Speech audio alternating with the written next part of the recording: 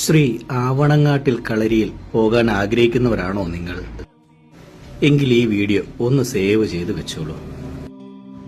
ശ്രീ വിഷ്ണുമായ സ്വാമിയെ ദർശനം നടത്തുന്നവർ തീർച്ചയായും ശ്രീ തൃപ്രയാർ തേവരെ കണ്ട് ദർശനം നടത്തണം. ശ്രീ വിഷ്ണുമായ സ്വാമിയുടെ ഉറ്റ തോഴനാണത്രേ ശ്രീ തൃപ്രയാർ തേവർ. അതുകൊണ്ടാണ് ആവണങ്ങാട് കളരിയിലെത്തുന്നവർ തൃപ്രയാർ തേവരുടെ ദർശനം നടത്തണമെന്ന് വിശ്വാസികൾ പറയുന്നതും. ഓരോ ദിവസവും ശ്രീ ആവണങ്ങാട്ടിൽ കളരിയിലെത്തി സ്വാമിയുടെ അനുഗ്രഹം നേടുന്നവർ നിരവധിയാണ്. നിങ്ങളുടെ സങ്കടങ്ങൾ ബോധിപ്പിച്ച് കൽപ്പന കേൾക്കാൻ ആഗ്രഹിക്കുന്ന ഭക്തജനങ്ങൾ ആദ്യമേ ആവണങ്ങാടെത്തി ടോക്കൺ എടുത്തതിനു ശേഷം തൃപ്രയാർ ദർശനം നടത്തുക.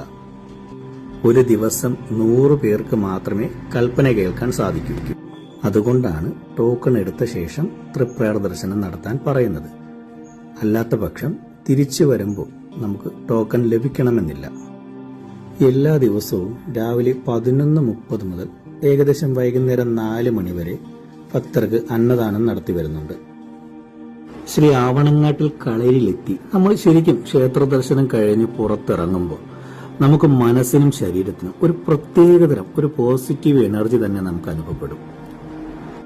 അങ്ങനെ ഇതുപോലുള്ള കുറച്ച് കാര്യങ്ങളാണ് നമ്മൾ ആവണങ്ങാട് പോകുമ്പോൾ ശ്രദ്ധിക്കേണ്ടതായിട്ടുള്ളത്. നിങ്ങൾക്ക് ഈ വീഡിയോ ഇഷ്ടമായിട്ടുണ്ടെങ്കിൽ ലൈക്ക് ചെയ്ത് നിങ്ങളുടെ അഭിപ്രായങ്ങൾ കമന്റ് ചെയ്യുക.